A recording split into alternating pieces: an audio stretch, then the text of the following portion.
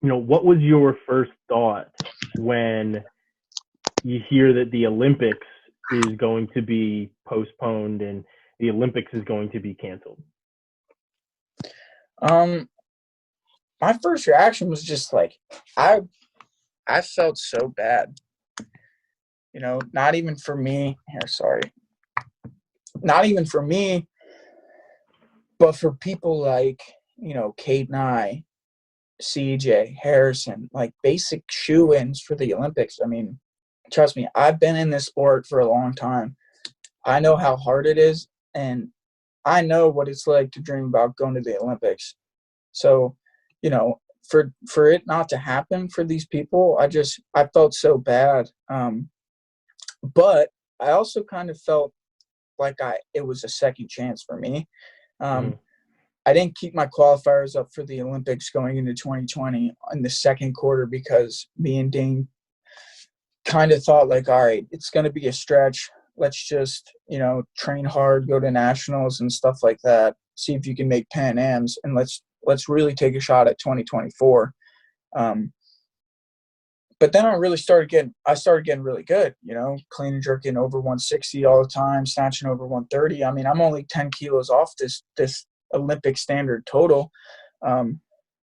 So when I found out that it was postponed like a whole year, it actually made me realize like, all right, I can train hard for this 2021 and like give it a shot. Like I need to do all my qualifiers. I need to just push weight hard. And so for me, it was actually kind of a good thing. I almost thought I wasn't going to make 2020.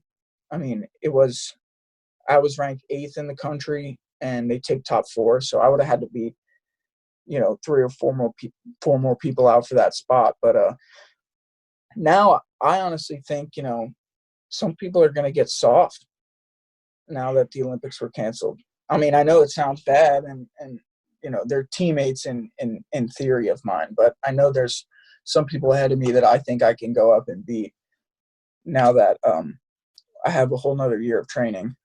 Mm-hmm. So what does that restructure of training look like? Obviously, you had a plan going into Pan Ams and you had a plan going into this Olympic cycle, and that changes. Did you restructure that, or are you now back to that old plan? So it definitely got restructured. I'm all about strength right now. I'm trying to get strong. I'm trying to get back to where I was. Because my O lifts will always be there. That's one thing that I've never struggled with. I can snatch heavy, anytime, any day, you name it, put it on the bar. Like it's going to go over my head. Same thing with clean and jerk. Like I know they're not the prettiest, but I can grind through a clean all day long. I'm just not strong. Like my best squat is 40 kilos less than Jordan's.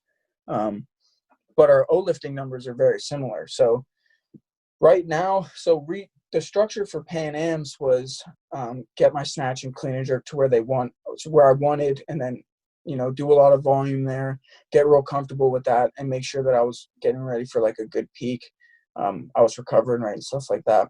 Now we're really on a heavy squat program. I squat every single day right now, and I'm gonna try to get my squat to like 220, and then if I can squat 220, we'll be in a really good spot going into 2021. I truly believe that if I squat 220, I can break the American records in snatch and clean and jerk, which would give me a real good shot at this Olympic total. But that's the goal right now. I mean, we had to completely switch. I mean, we went from a technical based program leading up into Pan Ams to just get me, moving right for big weight to just a hardcore squat program and trying to get my legs and back stronger. Yeah. So what are there new goals? I know you said you're just like right now the goal is just to be strong as possible, but are there new goals for the future? Is it, you said 2021 is now a possibility, but does that kind of push things for 2024? How does everything being restructured change your training regimen, change your life, change your goals? Yeah. So my main goal right now is to make Pan Ams again. I want to make sure like I have that spot. When USAW was making me hit 95% of my best 4 days after I hurt my knee and my ankle, I almost felt offended. I don't want them to see this and think wrong of me. I talk to Mike all the time, but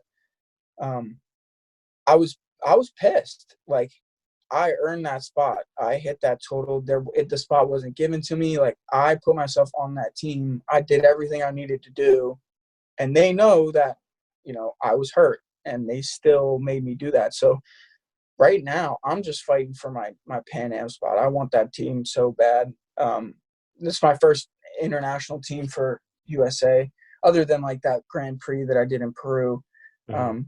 And then really, I honestly think that us pushing hard for 2021 is a long shot. I think making the Olympics 2021 is a long shot, but I think if I push as hard as I can to make that team, it's going to set me up really well going into the next quad for 2024. Whereas if this didn't happen, I still might have been, lackadaisical in my squat training and not really pushing super hard because it is so far down the line. It's hard to think 4 years in advance, especially when you take training day by day. But I actually really think pushing hard for 2021 is going to really help me in 2024. And, it doesn't push anything back in my life currently. I work full time at the gym, 40 hours, but my work is always structured around my training, which is, one of the reasons I love working with Dane and love him as a boss and a coach is he's always put my athletic career before my professional career because he knows that it's more important to me. Like, he knows that the reason I quit my job to originally work at Garage Strength was to be a better weightlifter. So, I am the main trainer at Garage Strength now. I do run the sports performance side, but he also knows that I'm here to weightlift, So it doesn't put my life on hold that much other than maybe 1 year just because everything got delayed basically a year. But, yeah, I'm ready to go. I'm ready to get back into it.